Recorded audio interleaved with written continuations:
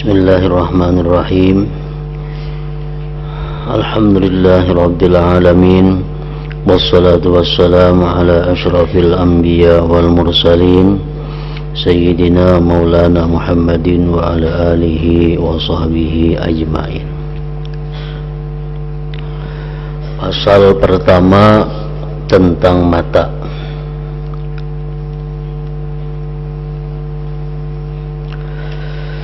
Engkau harus menjaga mata, karena mata merupakan penyebab setiap fitnah, penyebab setiap godaan, penyebab setiap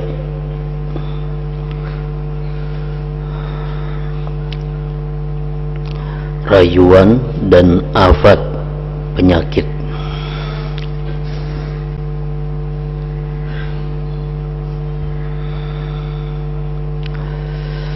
Aku akan menuturkan, ujar Imam Ghazali, 3 dalil yang cukup untuk pengertian engkau.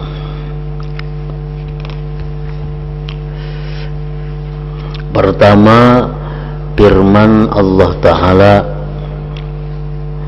Qul lil mu'minin yaghuddu min absarihim wa yahfazu furujahum dzalika azka lahum innallaha khabirum bima yasna'un.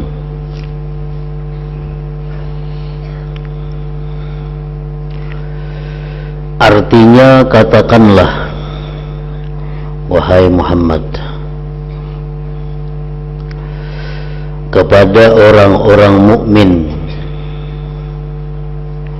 supaya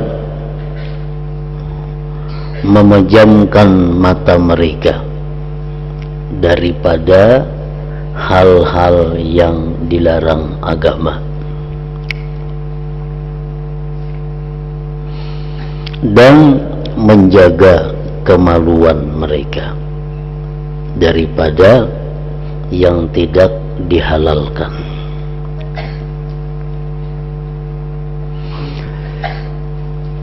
Yang demikian itu menjaga mata, menjaga kemaluan, lebih bisa membersihkan diri mereka. Allah Maha mengetahui apa yang mereka perbuat.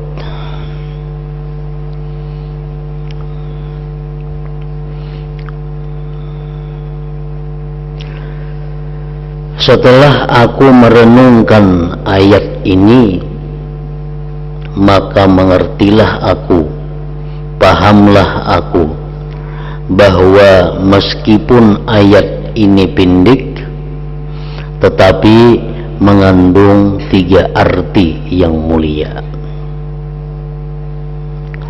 Pertama, mengajar tata kerama.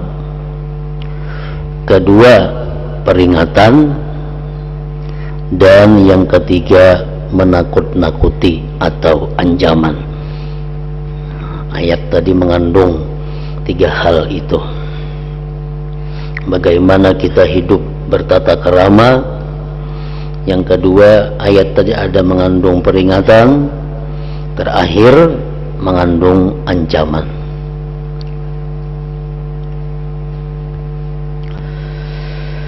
Mengenai mengajarkan tata kerama, maka adalah firman Allah, Qul lil mu'minin yaghuddu min absarihim.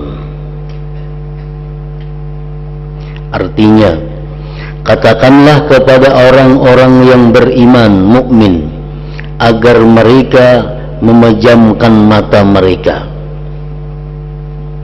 Jangan sampai melihat yang dilarang Allah.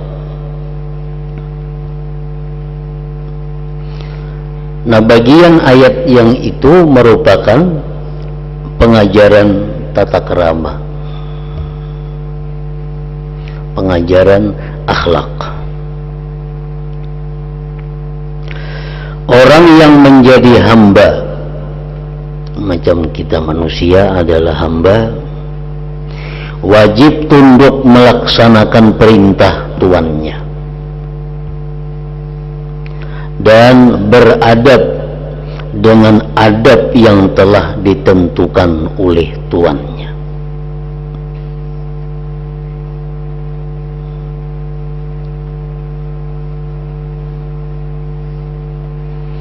Jadi adab, ada yang mengartikan adab itu artinya adalah ma yuhmadu minal qaul wal fi'il, sesuatu yang dipuji daripada perkataan dan perbuatan, itu ngarannya adalah adab.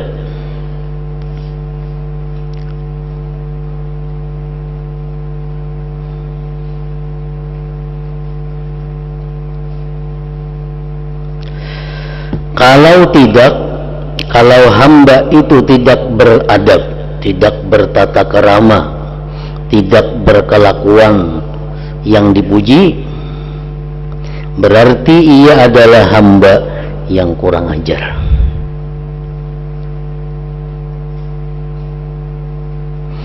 Sehingga dapat terhalang dari anugerah tuannya, tidak diperkenankan menghadap dan bersenang-senang di hadapan tuannya. Pasti tuannya kada katuju bergabung, pasti tuannya kada katuju duduk semajelis, pasti tuannya kada katuju bersama-sama apabila si hamba ini orangnya kurang ajar, kada beradab.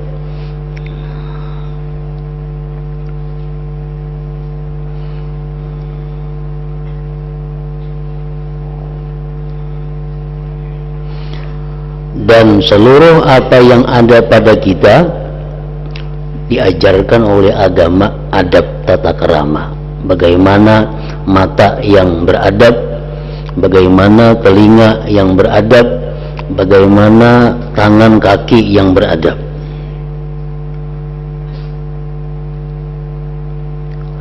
Pahamilah keterangan ini dan renungkanlah, karena di dalamnya mengandung faedah yang besar.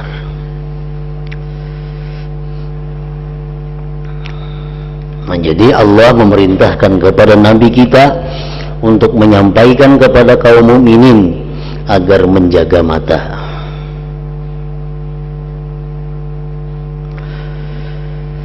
Yang kedua, ayat tadi mengandung peringatan, adalah firman Allah Ta'ala, dzalika azka lahum. Artinya yang demikian lebih bisa membersihkan diri mereka. Kalau kita bisa menjaga mata kita, maka itu lebih membersihkan diri mereka. Ayat tadi susunan huruf kalimatnya berdampingan antara yaghuddu min absarihim wa yahfazu furujahum,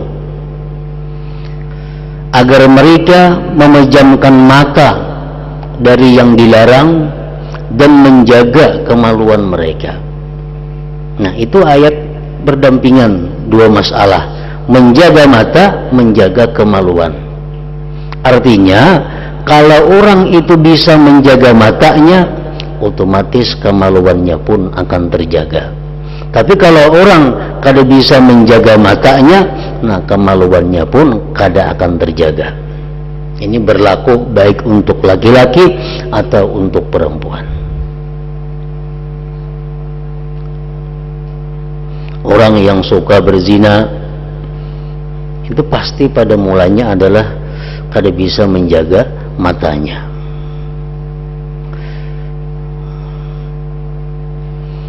Yaghuddu min absarihim wa yahfazu furujahum dzalika azka lahum.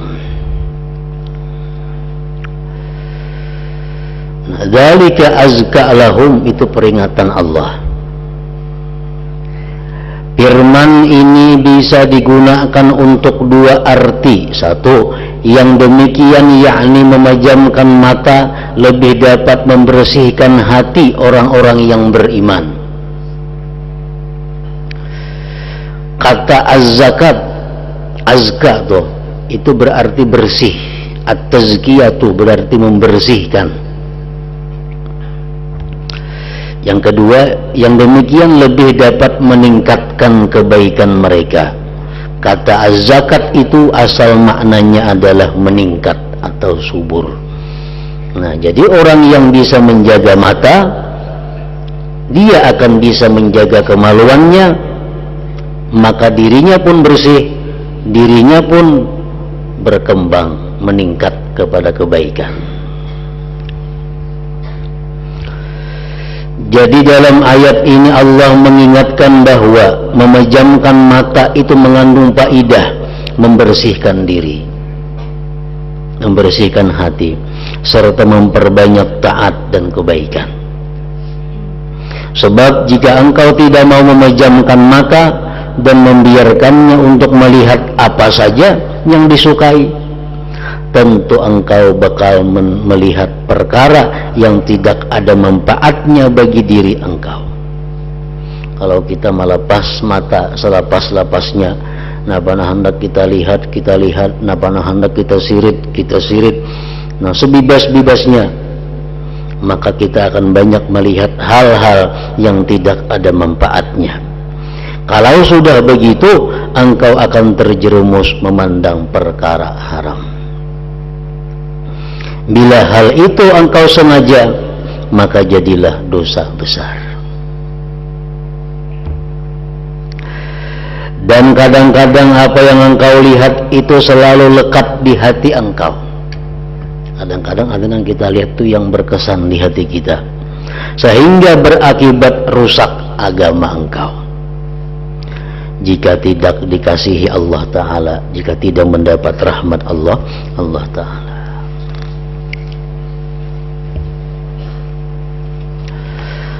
Telah diriwayatkan bahwa seseorang itu kadang-kadang melihat dengan sekali pandang yang hatinya menjadi rusak.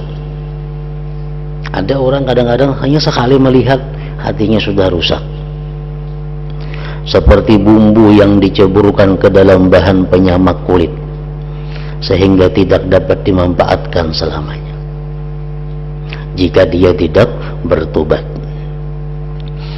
Kalau yang dilihat itu perkara mubah yang dibolehkan, kadang-kadang hati engkau sibuk dengan pandangan itu, lalu timbullah was-was dan berbagai gerak hati karenanya. Boleh jadi engkau tidak dapat meraih apa yang engkau lihat itu, sehingga engkau tetap saja menyibukkan hati terputus dari perbuatan baik. Kadang-kadang kita melihat sesuatu lalu kita hendak memiliki, padahal kita tidak ada kemampuan untuk memiliki itu, lalu hati kita jadi rusak, jadi selalu terpikir untuk mendapatkan sesuatu itu. Tetapi kalau engkau tidak melihat yang demikian, engkau dapat tenang. Sehubungan dengan arti ini dituturkan bahwa Nabi Isa alaihissalam pernah berkata, berhati-hatilah dalam melihat, karena melihat itu berarti menanam syahwat di hatimu. Cukuplah tanaman syahwat itu sebagai suatu fitnah bagi seseorang. Asy-Syaikh Zunnun Al-Misri berkata, betapa baik perkara yang menghalangi syahwat, yaitu memejamkan mata. Perkara yang paling baik untuk menjaga syahwat kita, syahwat itu artinya keinginan-keinginan. Betapa baik perkara yang menghalangi syahwat, keinginan-keinginan, yaitu memejamkan mata. Artinya orang yang menjaga matanya dengan baik, maka syahwatnya pun, keinginannya pun akan baik. Bagus sekali ucapan seorang penyair, wa anta idza arsalta tarfaka raida liqalbika yawman atba'atkal manaziru ra'aita alladhi la kullahu anta qadiru alaihi wala an ba'dihi anta sabiru. Artinya, engkau apabila melepaskan pandangan matamu sebagai utusan hatimu pada suatu hari, Bila mana kita membiarkan mata kita melihat apa yang kita kehendaki, maka apa yang engkau lihat itu tentu akan memayahkan dirimu. Engkau melihat sesuatu yang tidak sanggup engkau tangani, engkau miliki seluruhnya, dan untuk menangani sebagiannya engkau tidak akan bisa bersabar. Nah, jadi kalau begitu, kapan saja engkau mau menahan penglihatan, mau menjaga mata, tidak mau melihat apa yang tidak ada gunanya bagi diri engkau dan bukan merupakan suatu hal penting bagi engkau, tentu bersih hati engkau, kosong dan nyaman, jauh dari gangguan dan selamat dari afat, penyakit hati, serta semakin banyak kebaikan engkau. Karena itu, ingat-ingatlah keteranganku yang mengumpulkan banyak kebaikan itu. Semoga Allah memberikan taufik dengan karunia-Nya dan kemurahannya. Amin ya rabbal alamin. Adapun mengenai menakut-nakuti yang terkandung dalam ayat tersebut di atas, yaitu firman Allah Ta'ala, innallaha khabirum bima yasna'un. Artinya, sungguh Allah maha mengetahui apa yang mereka perbuat. Nah, ini ancaman. Katakan wahai Rasul, agar orang beriman itu menjaga mata, menjaga kemaluan. Nah, itu pengajaran Tuhan, tata kerama. Tuhan mengingatkan, dzalika azkalahum, yang demikian itu lebih baik bagi diri mereka, lebih bersih bagi diri mereka. Itu peringatan.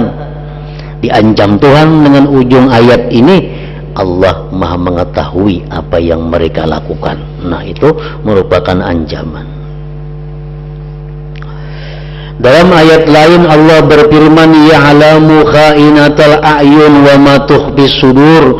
Artinya Allah mengetahui pengkhianatan mata para hamba dan apa yang disembunyikan di dada mereka. Kita menyirit, yang disirit kada tahu pada kita menyirit, tapi Allah tahu.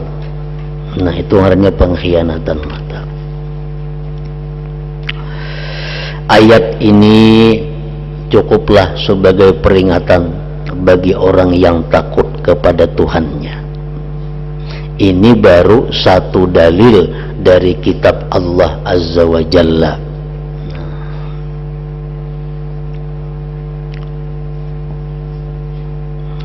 Para ulama fikih mereka menyimpulkan beberapa hal yang mana kita wajib menjaga mata kita. Dari yang pertama, mereka mengatakan an-nawaru ila syai'in min jami'i badadin nisa al-ajnabiyat.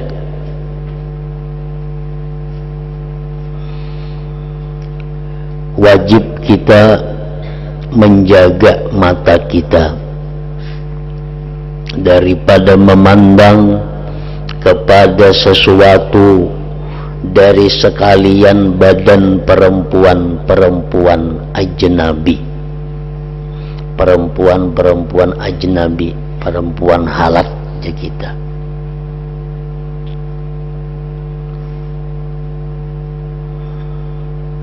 Seluruh tubuh perempuan dilarang laki-laki melihat tanpa ada keperluan yang dibolehkan oleh agama. Walaupun yang sudah terpisah dari tubuhnya, walaupun yang sudah terpisah dari tubuhnya.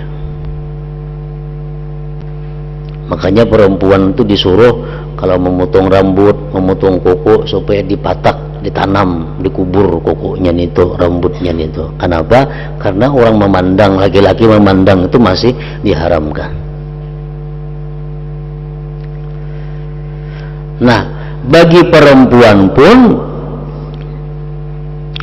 dilarang pula melihat seluruh tubuh laki-laki tanpa ada keperluan yang dibenarkan oleh agama. Ini pendapat yang mu'tamad. Jadi bukan hanya laki-laki yang kada boleh melihat bibinian. Bibinian boleh lah, kada mau sama aja, kada boleh juga.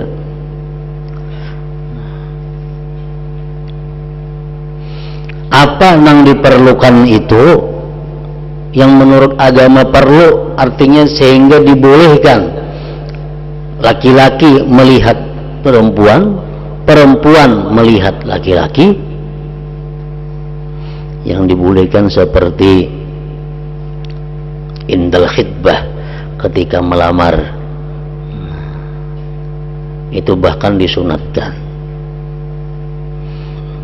Antara lain lagi indal bai, ketika terjadi jual beli.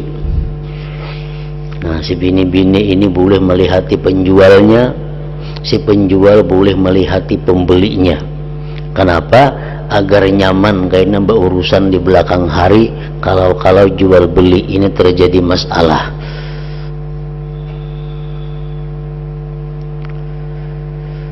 Dibolehkan lagi antara lain dalam rangka pengobatan yang tidak ada yang bisa mengobati selain lawan jenis, maka boleh dia memandang kepada tempat yang diobatinya itu. Yang kedua, yang mana kita wajib menjaga mata itu daripada an-nazaru syazaran ilal muslim, memandang dengan pandangan yang menghinakan kepada sesama muslim, sesama umat Islam. Pandangan menghinakan, pandangan memperinting, pandangan meremehkan kepada sesama Islam, nah itu diharamkan. Dijaga mata jangan sampai demikian. Yang ketiga, an-nazaru ila aurat walau ma'attihadil jinis, memandang kepada aurat sekalipun sama jenis.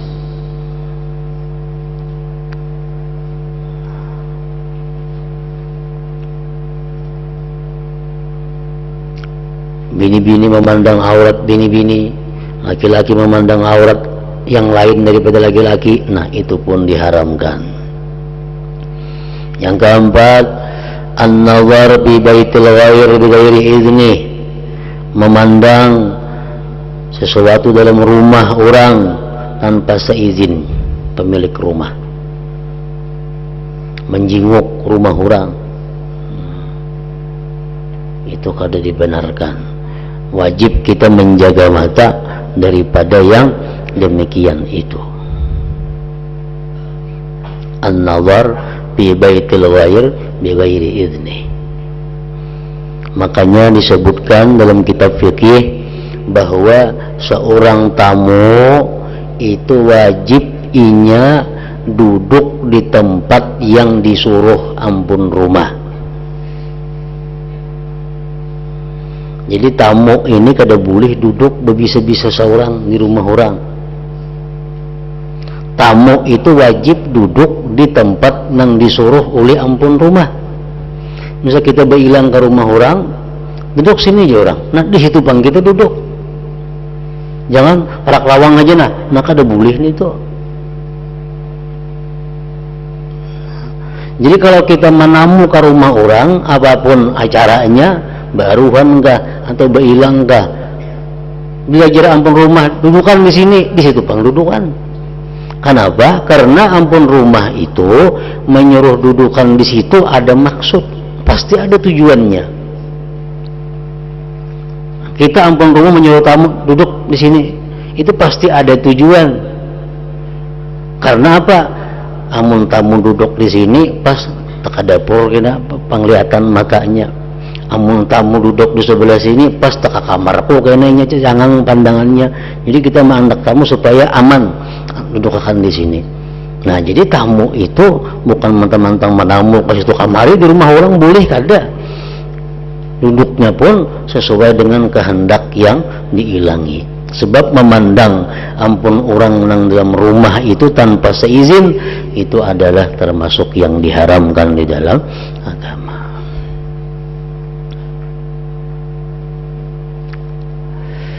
An-nazar ila syai'in akhfahu sahibuh, yang termasuk dilarang oleh agama juga apa, memandang kepada sesuatu yang disembunyikan orang.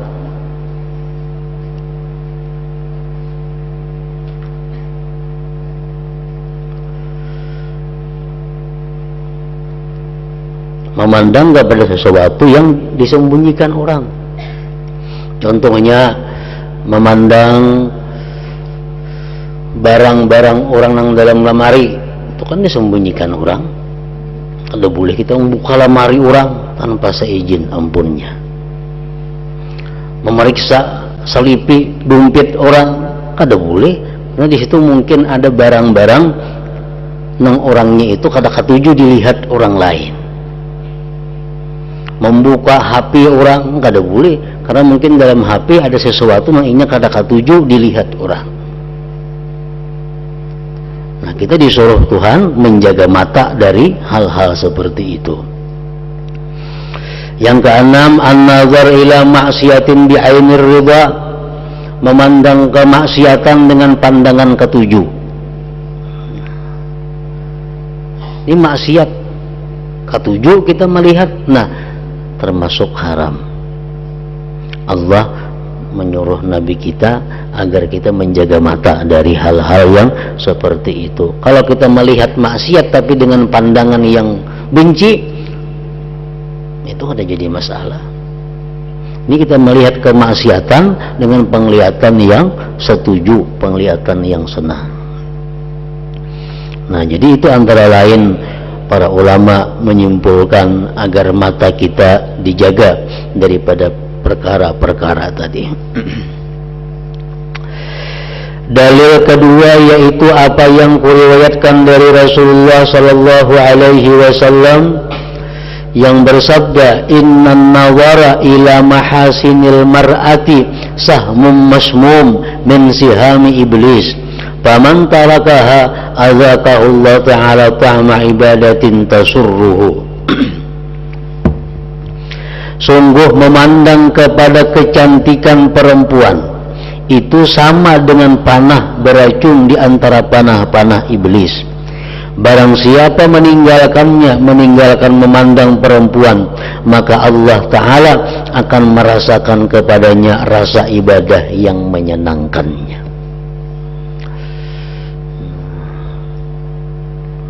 Artinya orang nang katuju melihat nang dilarang Allah, orang nang katuju melihat nang diharamkan Allah, itu Allah mencegah kepadanya merasakan nyamannya beribadah.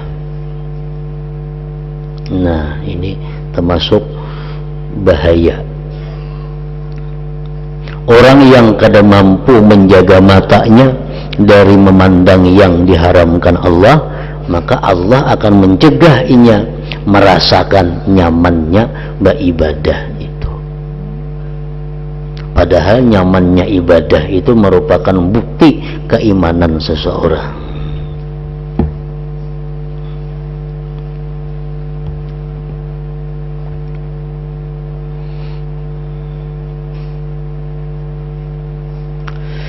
Dirasakannya kemanisan ibadah dan kelezatan munajat dari para hamba adalah berada di tempat yang luhur.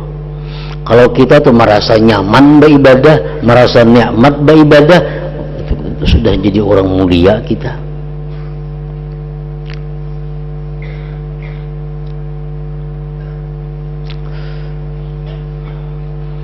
Dan jarang sekali, langka sekali orang yang merasakan manisnya ibadah itu, kecuali orang yang benar-benar imannya kuat, imannya dalam.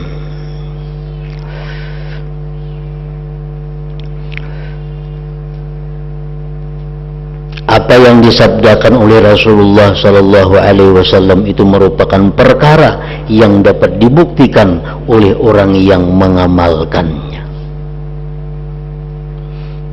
Kita nih merasa sembahyang kada nyaman. Arti kada nyaman tuh sembahyang ini karena takutan benar aja, kada sembahyang takutan.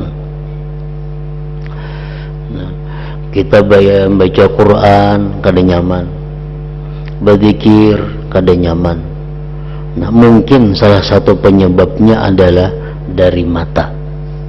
Selama ini kita lepas mata kita tanpa kendali.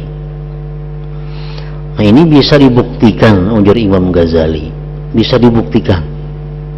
Coba beberapa hari kita jaga mata kita daripada memandang yang diharamkan Allah. Ya, sekurang-kurangnya 3 hari.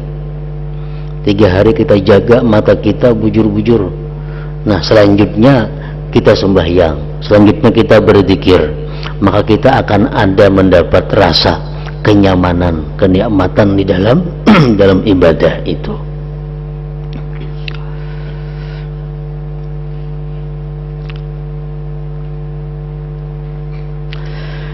Apa yang disabdakan oleh Rasulullah SAW itu merupakan perkara yang dapat dibuktikan oleh orang yang mengamalkannya.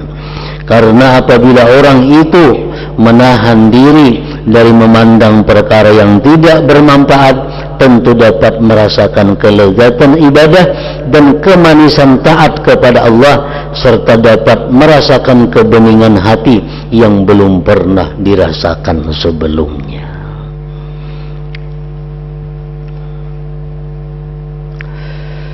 Yang ketiga, dalil ketiga, hendaklah engkau melihat kepada tiap-tiap anggota tubuh engkau untuk apakah, dan renungkanlah apakah anggota tubuh itu. Mata, telinga, tangan, kaki, untuk apa?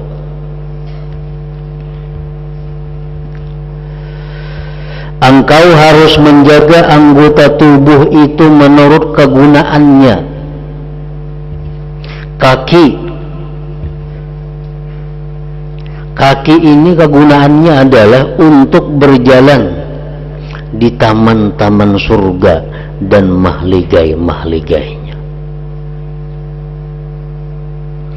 Tangan untuk memegang gelas minuman surga dan memetik buah-buahan di surga.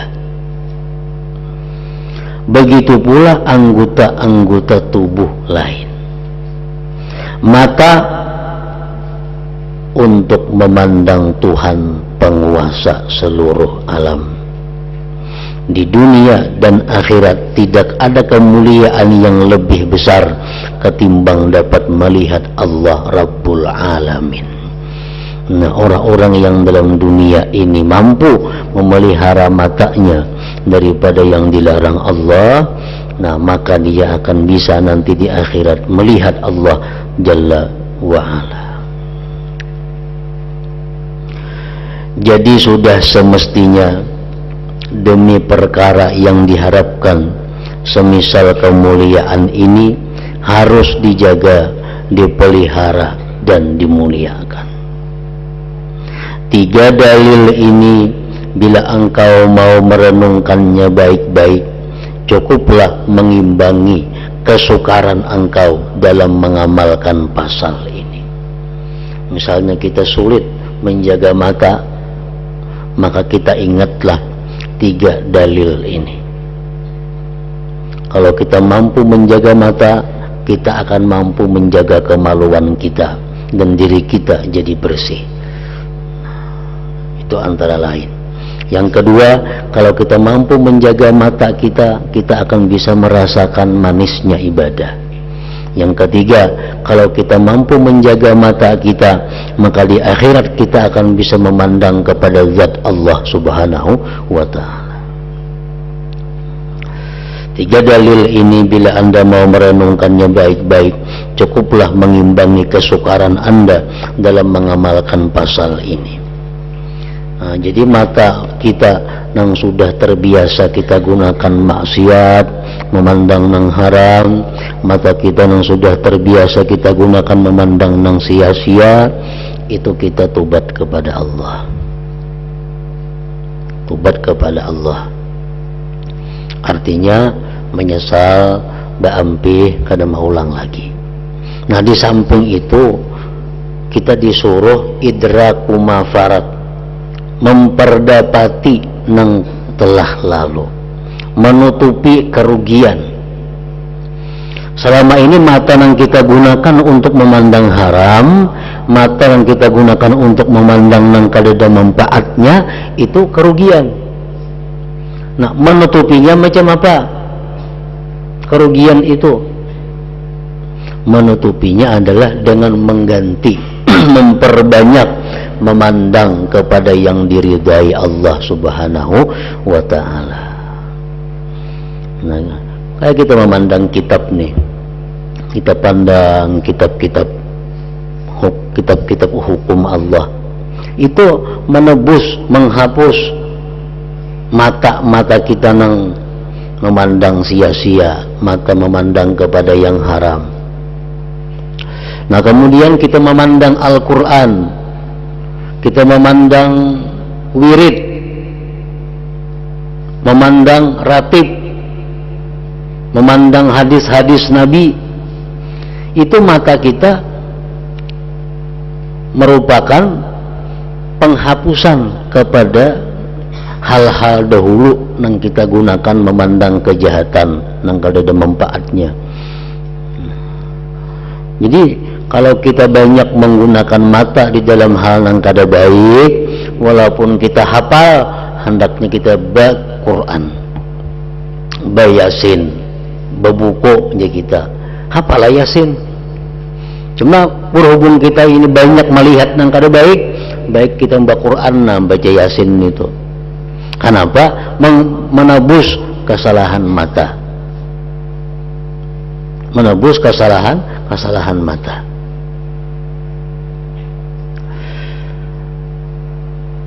Jadi di samping tobat itu untuk menghapuskan dosa. Nah untuk menambah kebaikannya, menutupi kerugiannya, nah itu dengan menggunakan mata pada hal-hal yang disukai oleh Allah, seperti memandang hal-hal tadi, memandang Al-Quran, memandang hadis-hadis Rasulullah, memandang kitab-kitab yang kita baca ini, itu semuaan. Sajam kita mengikuti kitab ini, nah itu menebus. Yang malam tadi sajam kita melihat TV nang kada karuan, nang kada ada manfaatnya. Sajam kita membaca Quran, kita pandang Quran huruf demi huruf, kalimat demi kalimat. Nah itu sajam ini menebus sajam kita menggunakan mata sebelumnya kepada nang sia-sia.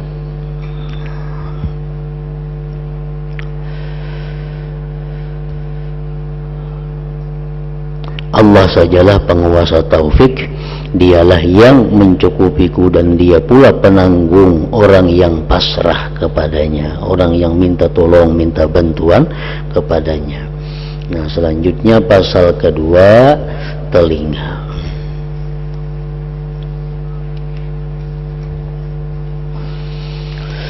Al-Hadratin Nabi sallallahu alaihi wasallam. Al-Fatihah. Billahi minasyaitonir rajim.